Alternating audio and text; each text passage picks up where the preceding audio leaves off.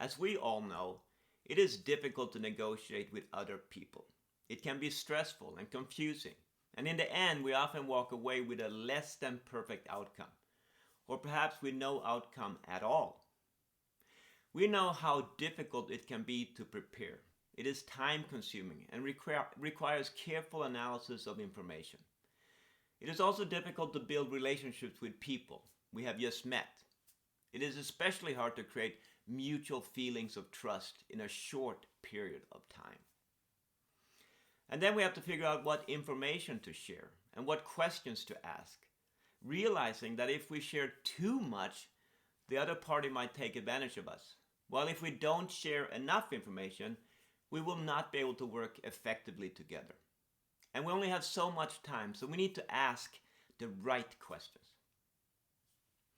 On top of all of that, we are struggling with the dilemma of trust, as well as the dilemma of honesty.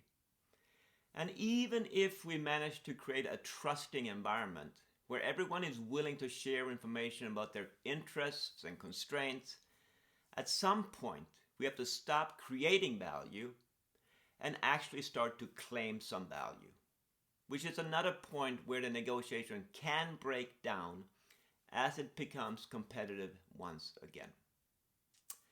So, negotiating with others can be challenging.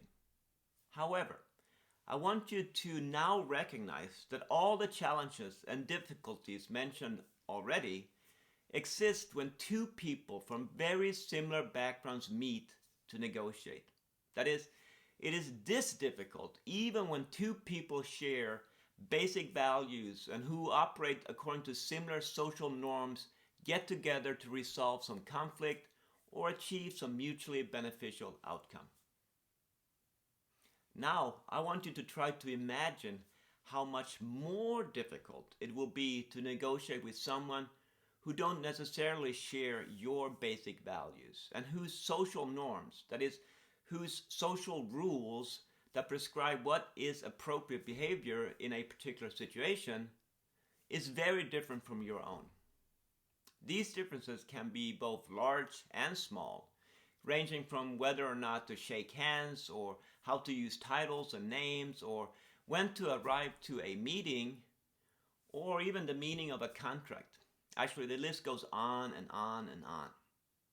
In short, imagine how much more difficult negotiation will be when the person across the table thinks and acts differently from you. And these differences make it difficult for you to predict their behavior. And it's likely that they will therefore violate your expectations about what is proper behavior in any given situation. And of course, at the same time, you are violating their expectations. Things are likely to get confusing and maybe even frustrating. Now ask yourself, in this situation, will the two parties be able to trust each other? And if your answer is that building a trusting relationship will be significantly more difficult, then you also realize that cross-cultural negotiations are more likely to be distributive.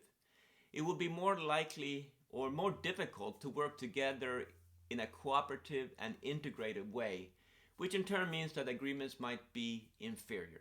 We're more likely to leave money on the table. The question then becomes, how do we overcome these difficulties? Well, first we need to understand the many differences. We need to understand the environmental contexts in which negotiation will take place. That is, we need to understand such things as the political and legal environment, as well as international economics. For example, the rules governing exports and imports, as well as the foreign exchange market. And, of course, we need to understand culture. In addition, we must be even more proficient at handling the immediate context surrounding the negotiation. That is, we need to determine relative bargaining power quickly, manage relationship, and find the negotiation building blocks. This is, of course, similar to our intra-cultural negotiations, but these differences that exist in environmental context and especially culture will make it much more difficult.